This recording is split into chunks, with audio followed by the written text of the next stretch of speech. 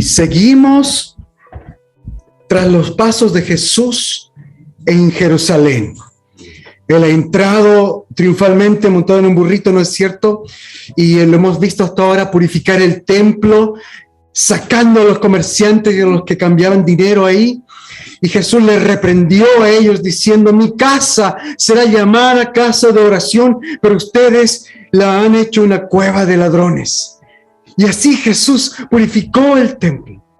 Pero estas acciones de él no pasaron desapercibidas para los líderes religiosos y los líderes del templo de Jerusalén.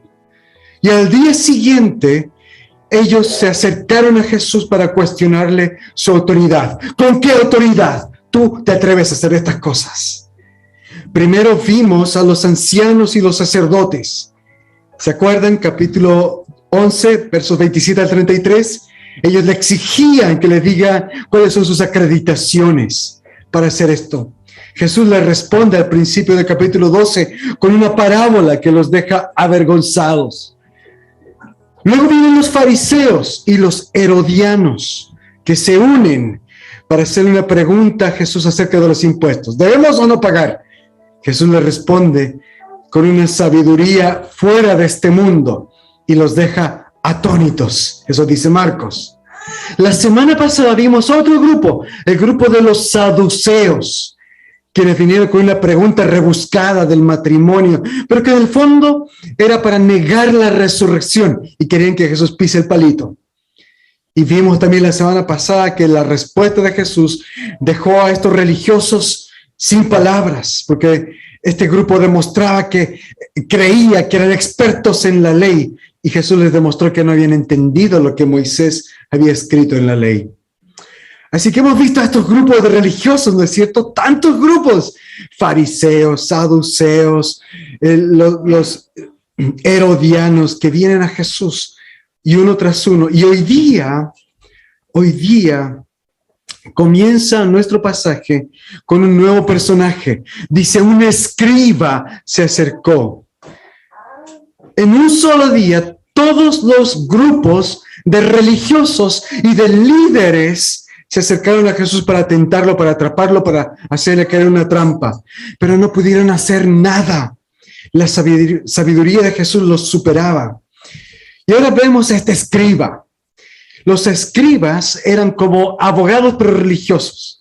Ellos se dedicaban a estudiar la ley y a copiar los textos de la ley. Por eso se llamaban escribas. Andaban escribiendo todo el tiempo los textos sagrados. Y en el verso 28, si tienes tu Biblia en el pasaje de hoy, en el verso 28, Marcos dice que este hombre había estado escuchando todo el debate de Jesús con los demás. Él había estado presente y había escuchado todas las respuestas de Jesús. Así que él se acerca también con una pregunta. Y quiero que notes la tensión de la historia, porque aquí vemos a otro religioso viniendo a Jesús con otra pregunta. Ya de por sí, nosotros los que leemos nos ponemos como, parece que aquí viene otro enemigo con otra trampa, a quien Jesús también lo va a dejar callado. Pero la historia tiene un giro muy interesante, porque rápidamente nos damos cuenta que las apariencias engañan. Este religioso no viene con una pregunta maliciosa, sino con una pregunta honesta, y recibe una respuesta honesta. Y antes de continuar con la historia, hagamos una breve oración, por favor. Oremos. Señor de misericordia, prepara nuestros corazones para escudriñar tu palabra. Que esta palabra predicada llegue a nuestras vidas de tal manera que podamos ponerla por obra y hacer tu voluntad mediante el poder del Espíritu Santo. Amén. Amén. Amén. Veamos los versos 28 al 30. Entonces viene este escriba, un religioso profesional, y le hace una pregunta que en esa época era una pregunta muy común entre los maestros de la ley. Debemos recordar que todo este pueblo se creó, se fundó a partir de los mandamientos que Dios le entregó a Moisés. Por lo tanto, los hombres más sabios se debatían ¿cuáles de estos mandamientos son los más importantes? Este era un gran tema de debate en el mundo teológico en los tiempos de Jesús, porque había muchos mandamientos en la Biblia. Los rabinos habían identificado, escuchen bien esto, tan solo en los primeros 5 libros del Antiguo Testamento, solo los primeros 5 libros habían identificado 613 mandamientos. 613 mandamientos. De esos 613, 365 eran órdenes negativas, o sea, prohibiciones. Y solo 248 eran órdenes positivas. Tantos mandamientos. Entonces, los teólogos se debatían, veían algunos mandamientos como más simples o ligeros, que eran, no demandaban, no exigían cosas muy difíciles, no exigían algo muy grande. Pero habían otros mandamientos que eran considerados fuertes, porque las consecuencias de desobedecerlos eran grandes. Había mandamientos que incluso de romperlos, la condena era la pena de muerte. Entonces los maestros veían toda esta cantidad de mandamientos y se debatían cuáles eran los más importantes. Y querían hacer como un ranking. Todo en este afán religioso de querer ellos cumplir con los mandamientos de sus propias fuerzas. Así que este escriba viene a Jesús y quiere saber cuál es la postura de Jesús. Señor, dime tú, por favor, ¿qué piensas? ¿Cuáles son los mandamientos más grandes? Y el Señor le responde. Y en la respuesta de Jesús nos lleva al centro mismo del Evangelio. La respuesta de Jesús es certera.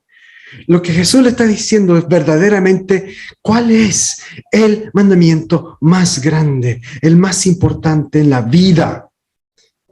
Podemos debatirnos de muchas cosas, de que si es bueno o no es bueno hacer tal cosa, si es bueno o no tener guitarra en la iglesia, qué sé yo, si es bueno o no es bueno orar con las manos levantadas o no. En los tiempos de Jesús se debatían muchas cosas, si era bueno o no lavarse las manos antes de comer, o si era bueno o no hacer tal cosa el día sábado, y hasta el día de hoy los cristianos siguen debatiendo de muchas cosas, cuál mandamiento más grande y más pequeño, pero Cristo nos lleva al centro del Evangelio. Hay un solo mandamiento que vale la pena, un solo mandamiento que no hay que transar, un solo mandamiento que es de vida o muerte.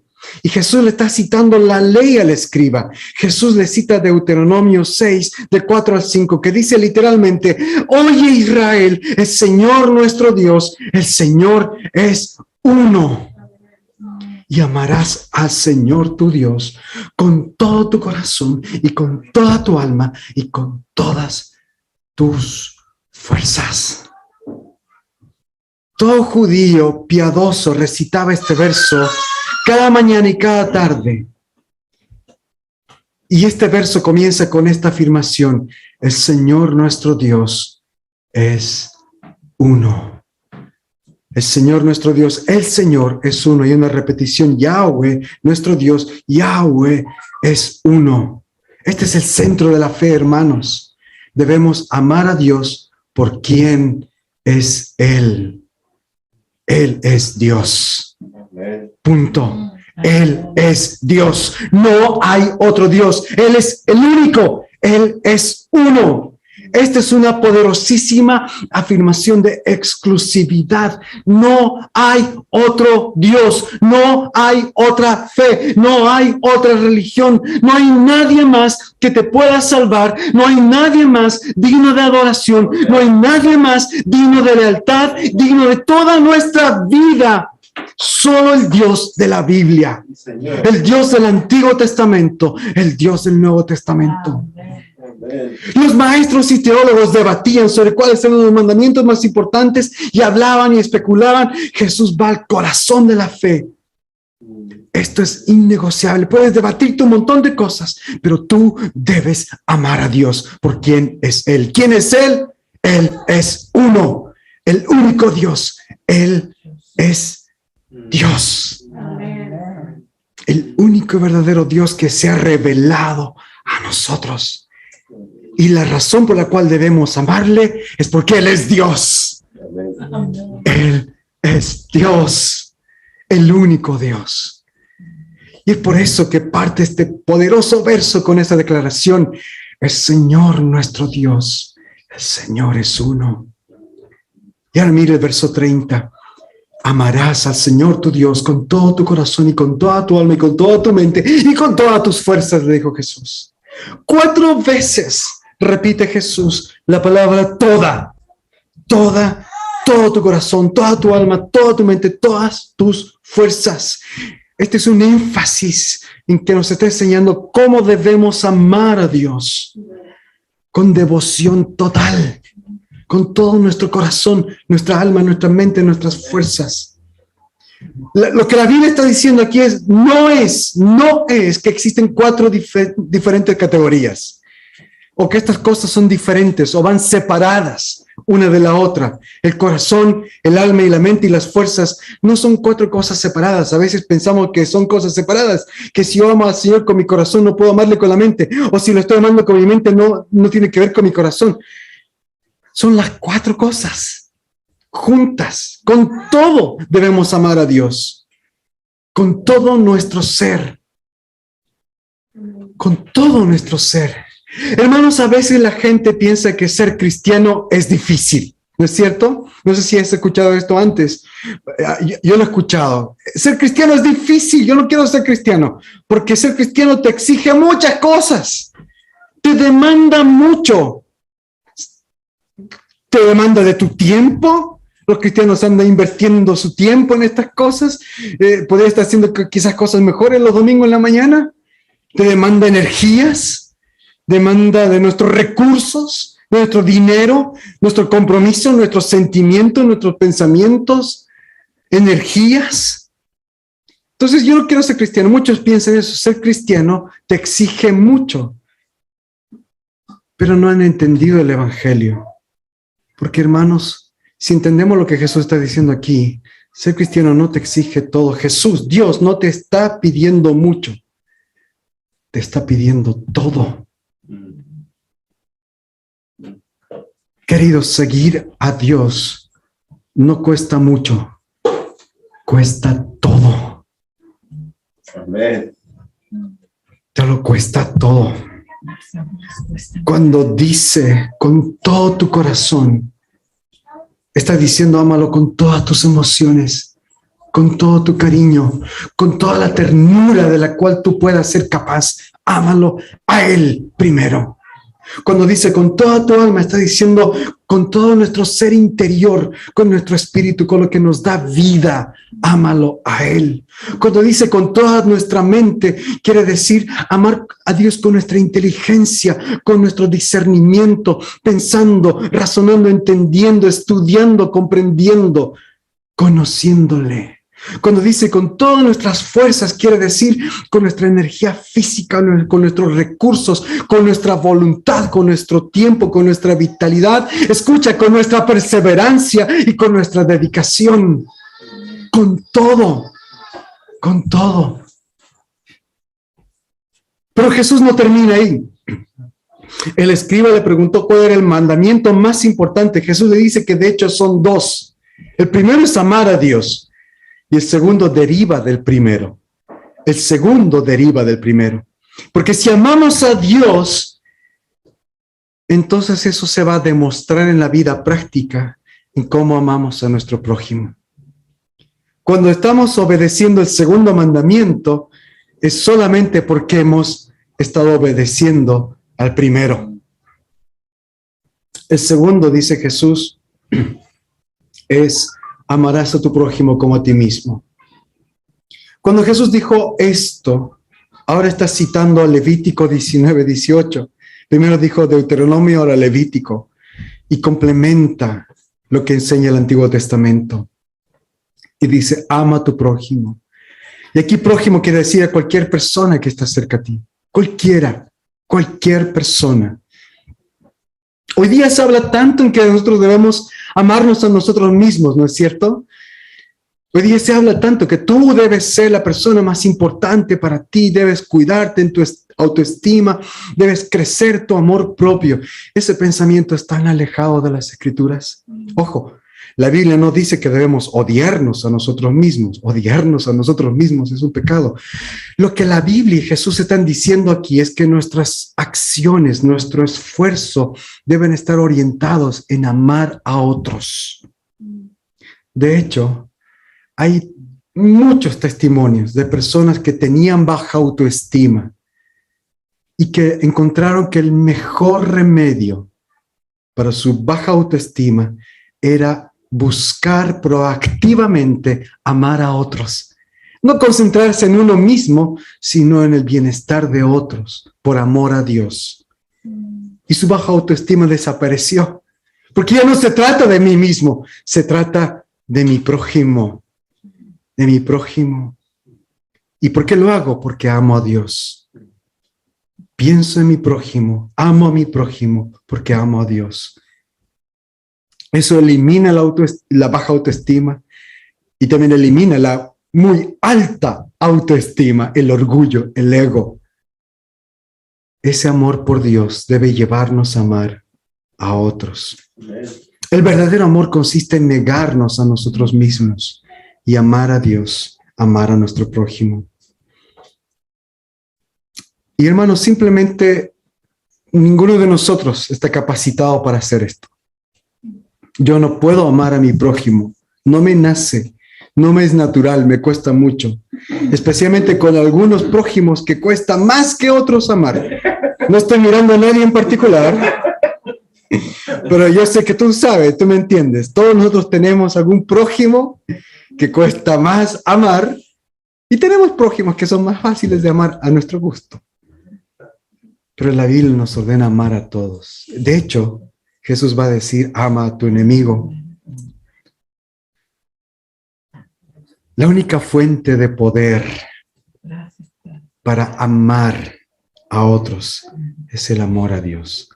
Ama al Señor tu Dios con todo tu corazón, con toda tu mente, con todas tus fuerzas. Ama a Dios. Así podrás amar a tu prójimo. El escriba le respondió con gozo. Bien, maestro, hablas con la verdad cuando dices que Dios es uno y que no hay otro Dios fuera de él y que amarlo con todo el corazón, con todo el entendimiento y con todas las fuerzas y amar al prójimo como uno mismo es más importante que todos los holocaustos y sacrificios. Está fascinado el escriba. La mayoría de los religiosos hubiera dicho que el primer mandamiento es amar a Dios y esto se demuestra con los sacrificios que yo hago por Dios. Los fariseos querían todo el tiempo demostrar cuánto amaban a Dios por medio de sus oraciones grandilocuentes, por medio de los sacrificios, los ritos de purificación, de lavación que hacían. Ellos querían demostrar cuánto amaban a Dios. Pero este escriba estuvo de acuerdo con Jesús. Bien has dicho, Señor, hay que amar a Dios y hay que demostrarlo amando al prójimo. El amor es la clave del evangelio. El amor. Y el escriba lo entendió. Amor. No hay mandamiento más grande que este. Amor, amor, amor. Y a Jesús le gustó la respuesta del escriba. Le dijo, no estás lejos del reino de Dios. Esto no quiere decir, bien muchacho, estás cerca, ahora tienes que esforzarte para llegar. Lo que Jesús está diciendo aquí, has entendido que entrar al reino de Dios es un tema del corazón y no un tema de obras. Jesús está encomiando la fe de este escriba. Y aquí es donde, hermanos, este pasaje nos da esperanza. Porque tú y yo somos como este escriba. Quizás llegamos a Dios con toda nuestra religiosidad, pero deseosos de amar a Dios, ¿no es cierto? Deseosos de amar a Dios. ¿Quién de aquí ama a Dios? ¿Quién ama a Dios? Levanta esa mano. Amamos a Dios. Pero ¿quién puede decir amo a Dios con todas mis fuerzas, con todo mi ser, tal como dice la Biblia? Ahí es donde yo no puedo levantar mi mano. Quisiera levantar mi mano, pero si soy honesto, no puedo levantar mi mano. Entonces, estamos como el escriba. Él entendió que hay que amar. El amor es la clave. Y él amaba a su prójimo, amaba a Dios. Como tú y yo amamos a Dios y amamos a nuestro prójimo, pero no amamos a Dios como debemos amarle. Y por eso Dios podría condenarnos. Pero ¿qué le dice Jesús a este escriba? Estás cerca del reino. Porque no se trata de ti solamente. Has entendido lo más importante. Has entendido que se trata de amor. Hermanos, la única forma de poder crecer nuestro amor por Dios es que Dios nos amó primero y nos ame primero. Tal vez no podemos amar a Dios como la Biblia dice que debemos amarle. No podemos amarnos a nosotros mismos como prójimos, como la Biblia dice que debemos amarnos. Pero por eso está Cristo y el Evangelio. Podemos acercarnos en arrepentimiento y crecer en este amor. ¿Te has dado cuenta que es un mandamiento? Es un mandamiento. Amar en la Biblia es un mandamiento. Por lo tanto, no depende de nuestras emociones. No es como, quiero amar a Dios, pero la verdad es que no siento su presencia, no estoy sintiéndome bendecido. De hecho, estoy lleno de pruebas, lleno de dificultades. No siento de realmente amar a Dios. Ama a Dios. Quiero amar a mi prójimo, pero la verdad es tan difícil de amar, es tan testarudo, tiene un carácter tan horrendo, no me cae bien. Ama a tu prójimo. No hay opción. Entonces, ¿cómo puedo amar a Dios y a mi prójimo? En el amor de Dios. Amamos a Dios y a nuestro prójimo porque Dios, nuestro Dios, uno es el único Dios que dio su vida por ti y por mí. Él se sacrificó por nosotros enseñando lo que es el amor y Él es quien da de su amor a su iglesia. Nos da la capacidad de amarle y de amar a nuestro prójimo, de crecer en nuestro amor por Dios, en nuestro cariño, en nuestra devoción por Dios y de crecer en nuestro amor y cariño y compromiso a nuestro prójimo. Hermanos, luego de estudiar este pasaje, yo llego a la conclusión de que yo no soy capaz y no estoy amando a Dios como debo amarle, ni a mi prójimo. Pero quiero amar a Dios con todo mi corazón, con toda mi mente, con todas mis fuerzas. Y quiero amar a mi prójimo como a mí mismo. Si tú estás como yo, te invito a hacer esta oración conmigo. Pidámosle al Señor que Él ponga en nosotros, que nos enseñe a amar, que en primer lugar nos perdone y que nos dé, que nos llene, que nos sature de su amor. Oremos.